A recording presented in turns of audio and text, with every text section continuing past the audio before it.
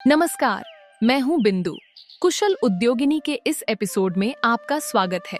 आज हम बात करेंगे एक बहुत जरूरी और प्रेरणादायक विषय पर, सेल्फ मैनेजमेंट से सफलता, यानी खुद को संभाल कर और अपने जीवन में तथा बिजनेस में नियम तथा तालमेल बैठा के किस तरह सफलता पा सकते हैं। आइए देखते हैं गीता दीदी की कहानी। गीता दीदी एक छोटे से कस्बे में अपना जनरल स्टोर चलाती हैं, गीता जनरल स्टोर। आज उनका नाम पूरे मोहल्ले में भरोसे और मेहनत की मिसाल बन गया है। लेकिन ऐसा हमेशा नहीं था।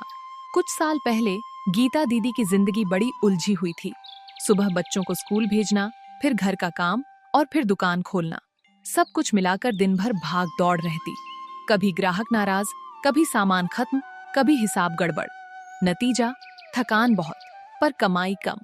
फिर एक दिन गीता दीदी ने खुद से पूछा, मैं इतना काम करती हूँ, फिर भी दुकान आगे क्यों नहीं बढ़ रही? और यही सवाल उनके सेल्फ मैनेजमेंट की यात्रा की शुरुआत बना। आइए देखते हैं कि किस तरह स्टेप बाय स्टेप उन्होंने जीवन और बिजनेस में बदलाव लाया। पहला स्टेप, खुद को जानना, यानी knowing strengths and weaknesses. Geeta didi ने सबसे पहले खुद को समझा। उन्हें एहसास हुआ, मैं मिलनसार हूँ, लोग मुझसे खुलकर बात करते हैं, ये मेरी ताकत है। लेकिन मैं हिसाब और प्लानिंग में कमजोर हूँ, यही मेरी कमजोरी है।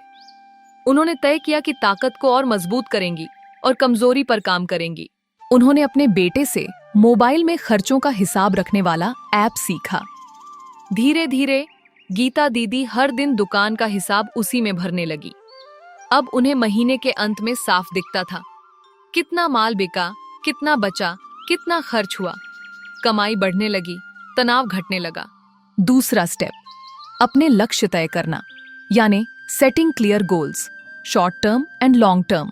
पहले गीता दीदी बस यही सोचती थीं, आज का दिन बस किसी तरह कट जाए।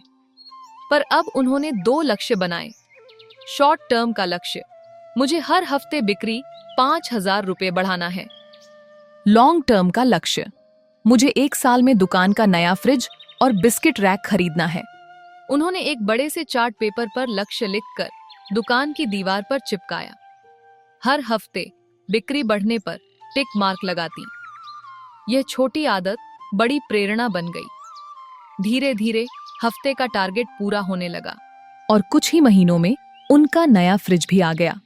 तीसरा स्टेप, समय का सही इस्तेमाल, यानी प्रभावी समय प्रबंधन, इफेक्टिव टाइम मैनेजमेंट। पहले गीता दीदी का दिन बिखरा रहता था। कभी देर से दुकान खुलती, कभी बच्चे देर से स्कूल जाते। अब उन्होंने अपनी दिनचर्या, यानी डेली रूटीन का चार्ट बनाया। सुबह 6 से 7 घर का काम, 7 से 8 बच्चों की तैयारी, 8 बजे दुकान खोलना, 1 से 2 लंच और थोड़ा आराम, फिर शाम 8 बजे तक दुकान संभालना। उन्होंने घर के सदस्यों को भी इस टाइम टेबल में शामिल किया। अब सबको अपनी जिम्मेदारी पता थी। समय की बचत से उन्होंने हर दिन 1 घंटा निकाल लिया, जिसमें वो नए ग्राहकों से मिलती या सोशल मीडिया पर अपनी दुकान का प्रचार करती। चौथा स्टेप, संतुलन बनाए रखना, यानी balancing personal and business roles. Geeta didi ये समझ चुकी थीं कि अगर मन अशांत है तो दुकान भी ठीक से नहीं चल सकती। पहले वो घर और दुकान दोनों में झगड़ों से परेशान रहती थीं, लेकिन अब उन्होंने तय किया कि घर के काम में मदद बांटना जरूरी है। उन्होंने बच्चों को कहा, अगर तुम शाम को दुकान में 1 घंटा बैठोगे तो मैं तुम्हारे लिए संडे को मीठा बनाऊंगी। और पति से कहा, आप खरीदारी में मदद कीजिए ताकि मैं ग्राहकों को समय दे सकूं। धीरे धीरे घर भी संभल गया, दुकान भी। अब उनका पूरा परिवार एक टीम की तरह काम करता है और दुकान में सबकी भागीदारी है। 5वां स्टेप, अनुशासन और दिनचर्या, यानी डेली रूटीन एंड डिसिप्लिन।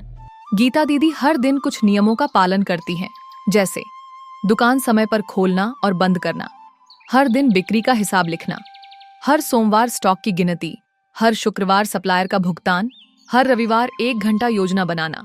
इन छोटी छोटी आदतों से उनकी दुकान अब हमेशा व्यवस्थित रहती है। कोई भी सामान खत्म नहीं होता, ग्राहक खुश रहते हैं।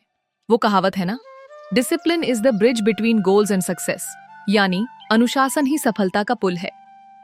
छठा स्टेप, खुद की देखभाल करना और आत्मविश्वास बढ़ाना, यानी self motivation and confidence. Geeta didi ने अपनी सोच भी बदली। अब वो हर छोटी सफलता का जश्न मनाती है। अगर किसी दिन बिक्री अच्छी हुई तो वो परिवार के साथ मिठाई बांटती है। अगर किसी दिन नुकसान हुआ तो खुद को कहती हैं, कल फिर कोशिश करेंगे। धीरे धीरे उनका आत्मविश्वास इतना बढ़ा कि उन्होंने व्हाट्सएप और यूपीआई पेमेंट भी सीख ली। अब ग्राहक कहते हैं, गीता दीदी के यहाँ सब आधुनिक तरीका है। सेल्फ मैनेजमेंट के परिणाम, यानी the results of self management.